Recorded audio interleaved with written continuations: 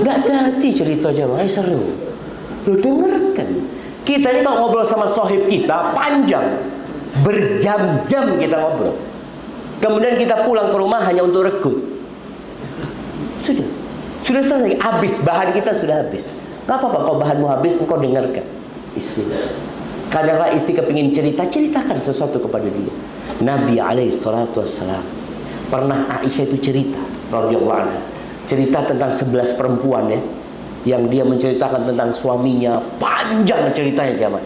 Nabi mendengarkan sallallahu alaihi wasallam sampai selesai, baru beliau memberikan komentar. Orang yang memberikan komentar itu berarti dia mendengarkan. Kita, istri kita cerita, dapat 2 menit tahu ya sergut gitu. Bang, nggak ngerungokno bang. Aduh kesel gitu orang alafu. Tadi engkau majelis sama sohib-sohibmu nggak capek engkau, nggak lelah majelis sama istrimu. Mereka perlu didengarkan. Kalau kita tidak mendengarkan curahan hati mereka, mereka akan cari orang lain yang mendengarkan curahan hati mereka. Dan sekarang bahaya sekali dengan adanya handphone. Kalau ada orang melihat harim kita, orang itu akan memuji, Masya Allah, Cik Ayuni. Kita tiap hari ngelihat harim kita bersolek, berdandan, nggak pernah ngomong ayu. Maka tolong puji istri. Karena jiwa manusia itu ingin dipuji, apalagi ini istrimu yang dia memang berdandan, bersolek untuk menyambutmu. Ketika kau lihat, ya Allah, Masya Allah, kena nih ya, Masya Allah. Ada seorang syekh yang pernah datang ke rumah anak itu sampai malam. Dikasih makanan Arab ya, anak punya istrinya, jamu dia. Selesai makan dia mau pulang. Siapa yang masak tadi kata dia? Istri anak syekh. Kata syekh itu mengatakan, anak doakan semoga yang masak itu tangannya dijauhkan dari api neraka. Kita itu kadang-kadang nggak pernah muji kayak gitu sama istri kita. Nggak pernah doakan dia. Ketika dia menyuguhkan sesuatu buat kita ya, kita katakan, kita pegang tangannya, Allah mudah-mudahan tanganmu diselamatkan dari api neraka. Ada pujian-pujian yang kita perlu berikan kepada pasangan hidup kita, yang itu membuat tadi kejenuhan jadi hilang ya. Kemudian yang terakhir, di antara bentuk romantis yang diajarkan Nabi SAW itu ada sholat malam. Suami istri ini sholat malam. Memang yang wajib cuma 5 waktu, tapi di sepertiga malam akhir itu ada sesuatu yang dapat menyelesaikan semua urusan kita. Jadi itu kadang-kala kalau punya masalah curhatnya sama siapa? Sama sohib, sama keluarga. Nabi SAW mengatakan, rahimallahu rajulan qama minal laili fasalla. Allah merahmati seorang suami yang bangun di malam hari sholli. Dia nggak bangunkan istri, dia sendiri sholat. Dia sholli, dia sholli, dia sholli. Selesai sholat baru dia bangunkan istri. Kalau istri nggak mau bangun, dia percikan air, ayolah bangun, seperti itu. Dia bangunkan istri, kemudian istrinya sholat. Ini kalau yang suaminya bangun lebih dulu. Wa rahimallahu ra'atan qamat minal laili fasalla. Dan Allah merahmati seorang istri yang bangun malam hari sholli. Istri ini sholat di malam, nggak bangunkan suaminya. Setelah dia sholat, dia berdoa minta sama Allah, baru dia bangunkan suaminya. Bang, ayolah bang, bangun bang. Ayolah bang, bangun bang. 3 rakaat tok bang. Bismillah 3 rakaat. Artinya istri berusaha suaminya bangun. Aduh bang, kalau nggak 1 rakaat aja bang. Witir bang. Suaminya nggak mau bangun, diambilkan air, dipercikan. Kulit suami sing kena ya bang. Kalau enggak bisa berantakan. Bikinkan kopi atau apalah, istri minta, kalau engkau mau bangunkan aku, bikinkan sesuatu biar aku bangun. Karena suami-suami ini kalau nonton bola bangun jemaah, bangun. Kenapa? Karena dia suka. Maka tolong tumbuhkan kecintaan kepada salat malam di antara kita. Barakallahu fiik. Itu mungkin dapat saya sampaikan. Kalau ada pertanyaan, tafadhal. Nah.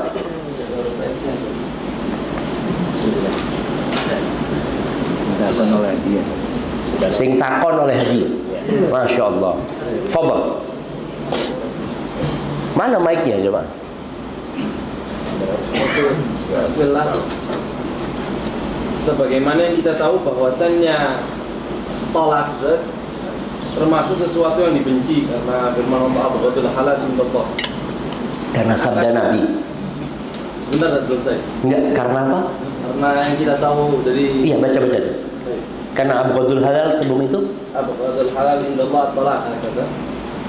Kemudian akan tetapi hal tersebut tidak menaikkan derajat talak kepada keharaman. Di sini kita ambil contoh dari nikah misyar atau nikah biniyatit talak. Kemudian apabila salah seorang tidak menerima hal tersebut,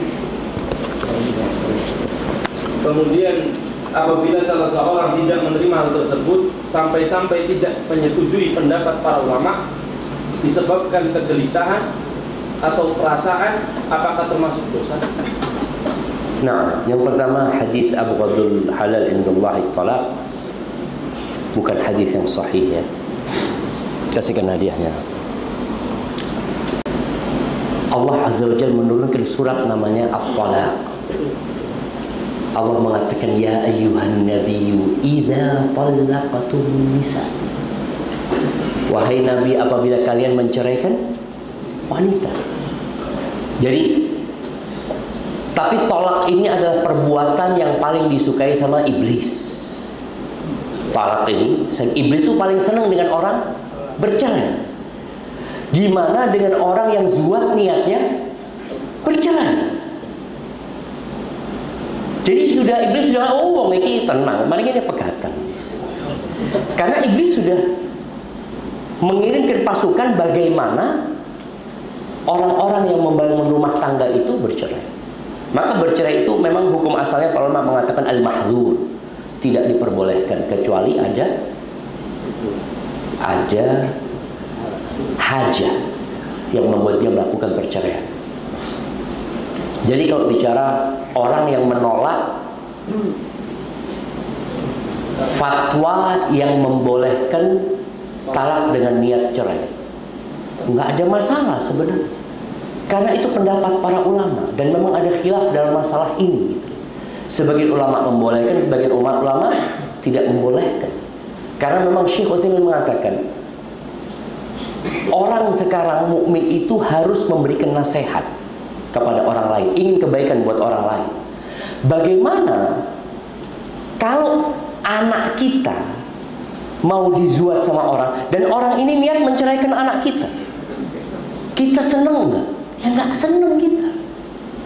Dari sisi itulah kita diharapkan untuk memberikan nasihat kepada orang lain untuk tidak mempermainkan anaknya orang.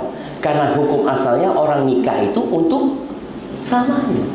Para ulama yang membolehkan nikah dengan niat cerai itu, mereka memberikan contoh di kondisi orang-orang yang merantau umpamanya. Dia bukan perjalanan. Ingat beda merantau sama safar. Karena ada orang yang safar memang datang mau zuat, mau diceraikan. Ada orang yang kerja di tempat itu, ana ndak iso pulang. Ana mau zuat di sini. Tapi nanti kalau ana sudah selesai kerjaan ana, mungkin ana nggak akan bawa harim ana. Dalam hati dia seperti itu. Berbeda dengan tadi yang memang jalan melakukan perjalanan, umpamanya ana mau berangkat ke Kali Jember, ana mau zuat di Jember seminggu gula firok sama. Itu nggak sama. Ini yang akhirnya dia menipu umat Islam dengan perbuatan dia. Padahal gimana kalau terus terang, Ustaz? Kalau terus terang akhirnya ana mau zuat cuma seminggu, jadi buta jadi. Maka ketika orang memang perlu zuat di tempat itu karena dia merantau ya. Karena dia merantau dan dia nggak tahu kapan dia selesai dari pekerjaannya, tapi dalam hati dia berpikir nanti kalau ana pulang kayaknya ana firok harim ana. Boleh jadi setelah dia nikah sama harim itu nggak jadi dia menfirok karena dia mendapatkan sakinah. Tapi kalau orang memang datang mau zuhud, beda. Memang dia nggak ada mau zuhud dengan niat cerai sama fulana, insya Allah seminggu. Nanti ada fulana lagi, ana mau zuat seminggu, nanti itu. Disitulah. Jadi kalau ada orang menolak fatwa yang membolehkan, nggak ada masalah. Karena memang ada khilaf di antara para ulama. Karena juga sebagian ulama merasa di situ ada unsur penipuan kepada umat Islam gitu. Beda dengan nikah misyah. Nikah misyah itu bukan nikah dengan niat talak, enggak. Nikah itu ada harim-harim yang fulus jemaah. Ada harim-harim yang dia cuma butuh suami gitu. Dia itu butuh suami yang ngayomi dia, walaupun bicara nafkah nggak perlu dia nafkah, dia sudah fulus gitu. Kemudian perkara dia mau nginep berapa hari di situ terserah dia. Biasanya jadi istri kedua, istri ketiga atau keempat. Istri pertama biasanya enggak. Dan kadang-kadang perempuan itu ngomong, nggak apa-apa, aku sudah, engkau nggak ngasih hakku, nggak apa-apa, aku ridho. Berarti dia tanazul tentang haknya dia, nggak apa-apa. Ada. Tapi mujtahid kan nggak perlu harus ada dalil ketika menolak fatwa para ulama. Kenapa? Fatwa dengan fatwa. Jadi begini, fatwa itu ghair mulzimah. Kita nggak wajib mengikuti fatwa. Tapi ulama berkuat dengan dalil. Iya, maksudnya ketika ada khilaf di antara para ulama, fatwa satu orang ini nggak bisa melazimkan orang lain harus ikut fatwa itu. Jadi umpamanya yang mengatakan boleh, tidak bisa mengatakan, oh kok mengatakan nggak boleh, kok harus ikut aku. Lu tidak sama-sama ijtihad. Engkau ijtihad mengatakan boleh, ini berijtihad mengatakan nggak boleh gitu. Jadi seperti nggak melazimkan fatwa itu kita mengikuti apabila memang ada khilaf, kecuali ijma para ulama. Ketika ijma wajib kita nerima. Tapi ketika ada khilaf dan memang pendapat itu pendapat yang bisa diterima, ya nggak ada masalah. Jadi kita nggak perlu mempeributkan masalah orang yang tidak menerima pendapat kita. Pendapat ya sama pendapat. Kalau ijma bukan pendapat lagi, itu adalah satu kesepakatan semua ulama. Barakallahu fikum. Baik.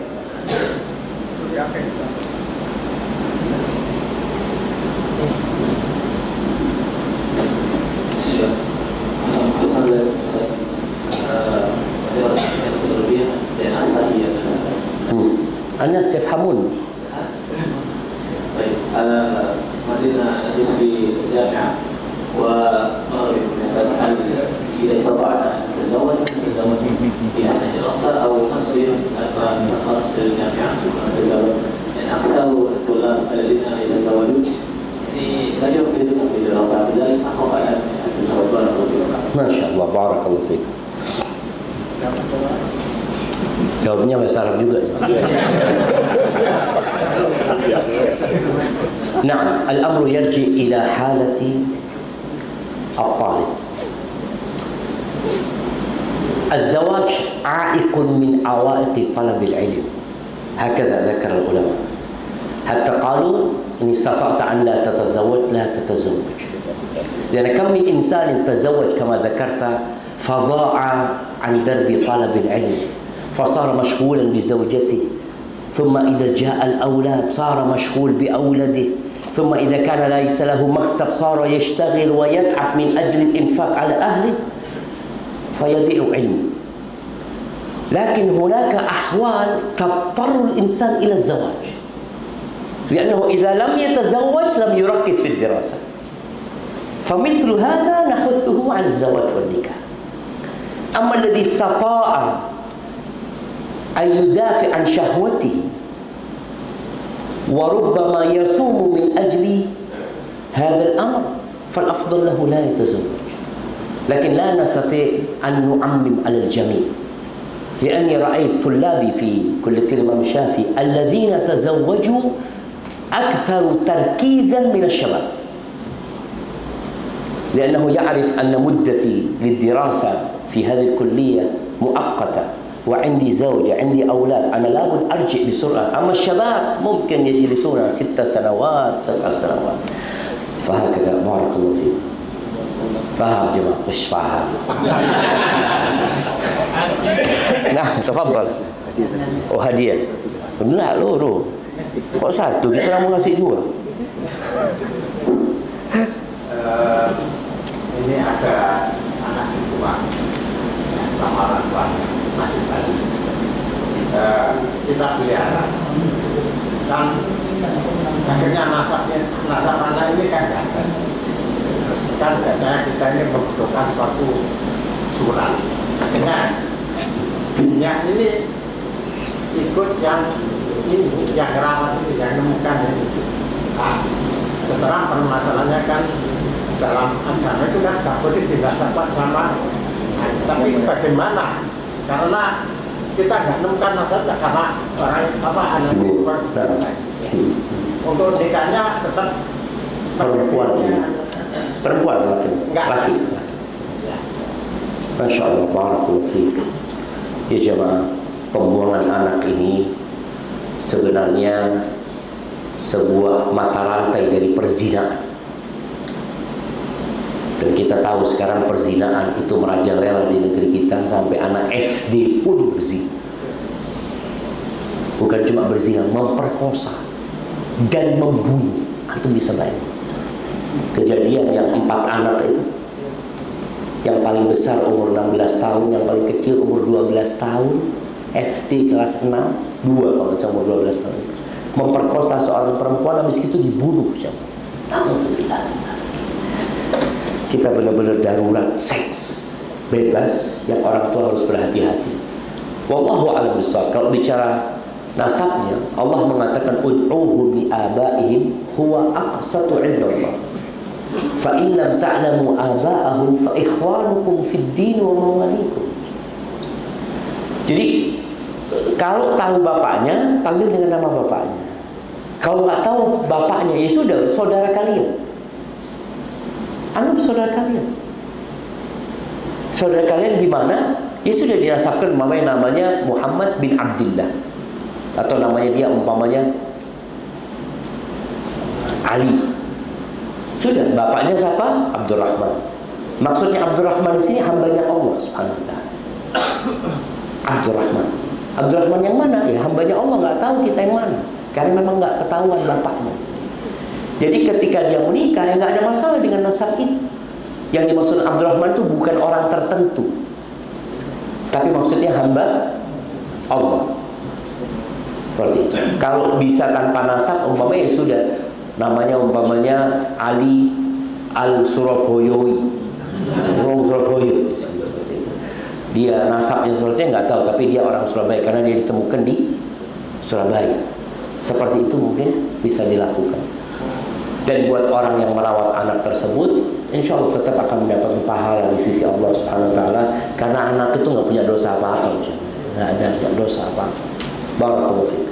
Nah, sebagaimana yang Ustaz terangkan tadi mengenai mahar, yang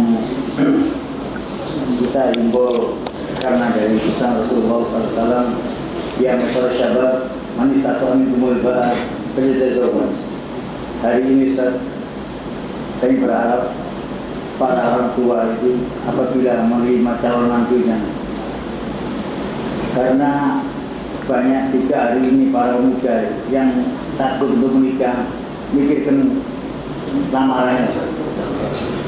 Berapa lamaran atau mahar itu yang akan kita berikan kepada keluarga calon mertua kita. Bagaimana Ustaz? iya jemaah. Jadi memang bicara mahar, sejatinya tidak ada batasan jumlah terbanyak dan jumlah terendah dari mahar itu. Tapi Islam mengarahkan untuk tidak bermahal-mahalan dalam mahar. Kalau mahar itu sebuah kehormatan, pasti istri-istri Nabi akan dapat mahar yang banyak. Pasti putri Nabi SAW akan mendapatkan mahar yang baik. Tapi enggak. Artinya di masa itu, tapi di masa itu mahar itu kecil ya, hitungannya. Maharnya istri-istri Nabi SAW, putrinya Nabi itu Sallallahu Alaihi Wasallam, kira-kira 400 dirham, 400 sampai 500 dirham ya. Kalau uang sekarang itu ya kira-kira 40 dinar. 40 dinar. 40 dinar itu dikali 40 dikali 4/4 gram emas berapa?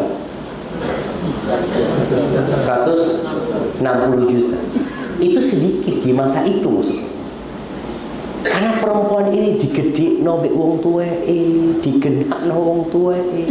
Kita tahu-tahu terima gabil itu maris. Sedangkan yang lainnya maharnya itu kebun kurma yang isinya 400 batang kurma. Itu banyak-banyakan.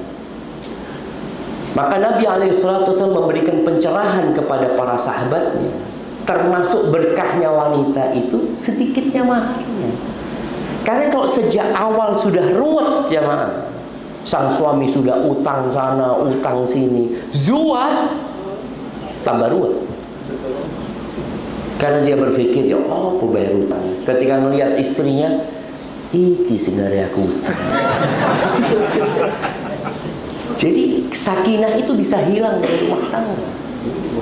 Maka nasihat Anda buat para orang tua, carilah laki-laki yang soleh.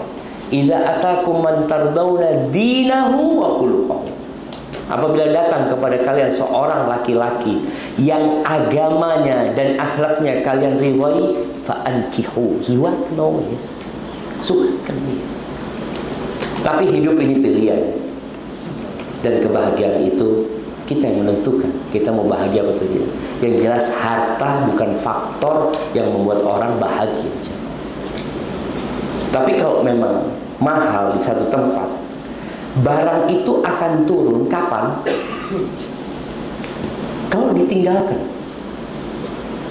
Tapi kalau orang itu akhirnya tetap maksa kepingin zuat sama ini, ya tetap dia akan begoni nantinya. Bismillah, alhamdulillah. Ada kita kadang-kala zuat umpamanya 100 juta satu orang, di tempat lain dapat 100 juta. Itu aja. Hah? Itu aja kan? Masya Allah, langsung 4 dapat. Ya artinya memang ada yang seperti itu. Kita yang harus tahu diri juga. Kalau harinya ini cantik, ya wajar goli. Cari yang lainnya. Jadi pilihan seperti itu. Karena kita juga mau cari berkah. Buat para orang tua dikasih arahan untuk tidak minta mahar yang banyak. Buat para laki-laki juga untuk jangan fokus kepada kecantikan, tapi fokusnya kepada agama dan akhlak. Barakallahu fiik. Nah, mau tanya Ustaz, hukum sebab hukum Indonesia. loh, sudah tadi. Wis Mario, ya kok jadi tone. Yang mudik aside. Hah? Mudik aside, oh wis mari lho, jadi tone wae. Kalau videonya. Nah, fadhal. Waalaikumsalam warahmatullahi wabarakatuh. Itu kan dikatakan mankiru manto kalau bisa. Makna bersurata berubah. Sesek entar, kita mau minum dulu. Apa dia? Nah, Misalkan bisa, Allah Ta'ala mengatakan mankiru manto kalau bisa. Makna bersurata berubah. Kemudian poin itu malah tak diurut bahwa itu yang akan tanyakan wama malakat iman. Wama malakat iman ini bagaimana Ustaz? Dikumpul apa di kambing? ono di Surabaya. Budak-budak ini jamaah. Makanya ada orang, anak punya anak ada di sini, dia ngomong, "Mbak, jadi kayaknya mau zuat 1 aja, tapi 20 budak." Jadi budak itu tidak dinikahi. Makanya bisa punya budak 20. Kalau istri dinikahin dia. Makanya orang kalau punya budak itu, dia harus memberikan hak budak tersebut. Dia punya hak syahwat. Kita milikin dia, kita nggak nikahin dia, tapi Allah halalkan dia buat kita untuk dihubungi.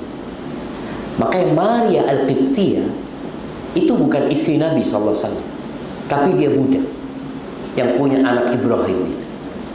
Seperti itu.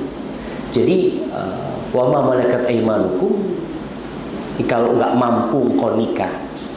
Karena beda ya, kalau kita punya budak sama punya istri itu beda. Budak itu ya mungkin di rumah, nggak bisa dibawa jalan-jalan gitu. Tapi istri ya istri yang punya hubungan mertua, kita hubungan kekerabatan. Dan budak itu didapatkan dari tawanan perang. Seperti itu. Jadi yang tidak mampu nikah 2, 3, 4, yang tidak mampu adil ya, maka cukup 1, atau ya sudah budak-budak kalian gitu. Karena dengan itu dia bisa menyalurkan syahwatnya dan menjaga kehormatannya. Tadi dikatakan tawan perang, berarti hukum sekarang bisa kalau misalnya kita berperang kemudian Ada tawanan, iya, berlaku kembali budak-budak. Ya apa? Bismillah.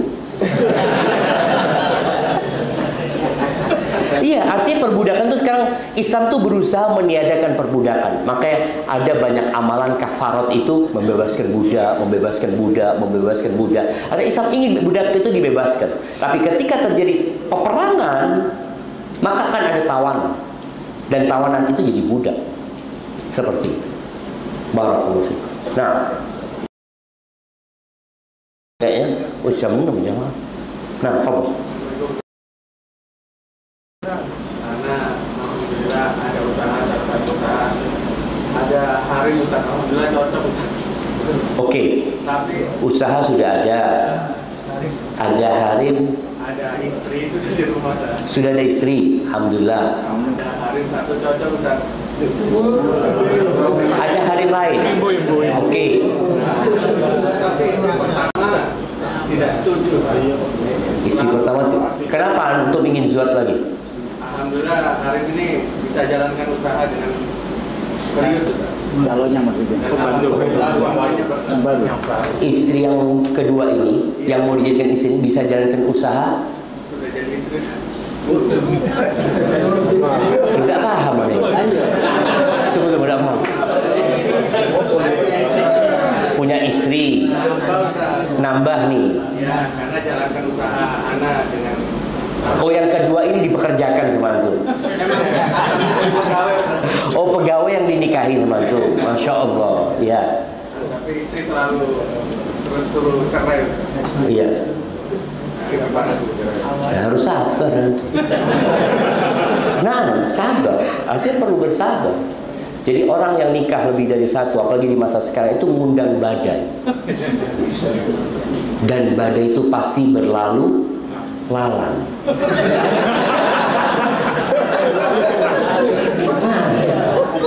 Maka antum harus terima konsekuensi tersebut. Sabar, harus sabar.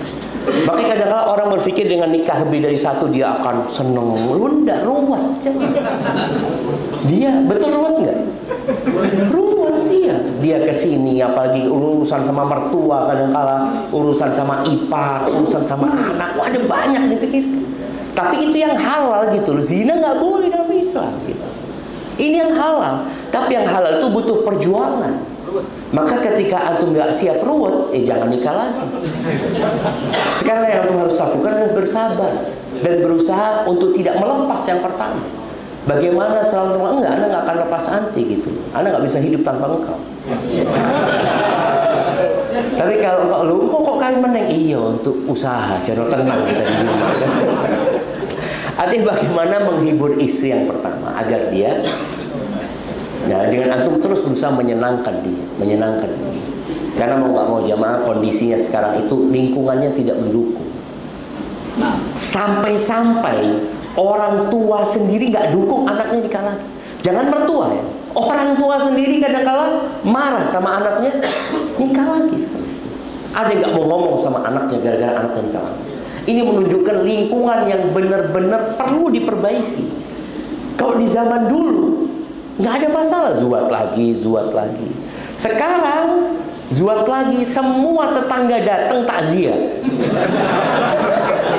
Loh iya takziah, ya Allah, bojomu kawan peneng, kurang ngopo awakmu. Aduh, iki takziah zaman. Allah yahfaz min kulli syai. Iya, kasihkan hadiahnya. Iya, harus sabar dan banyak berdoa. Ini kasihkan juga. Tuh, kasih lagi nih, karena dia istrinya 2. Nah, jadi jamaah menuju ke sana itu membutuhkan pertolongan Allah. Maka perbanyak doa. berkaitan dengan kecemburuan wanita. Antum mungkin berpikir ngasih harta, ngasih fulus dia nggak cemburu. Nggak bisa, dia tetap cemburu.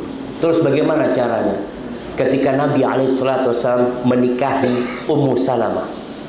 Ummu Salamah ini cantik sekali.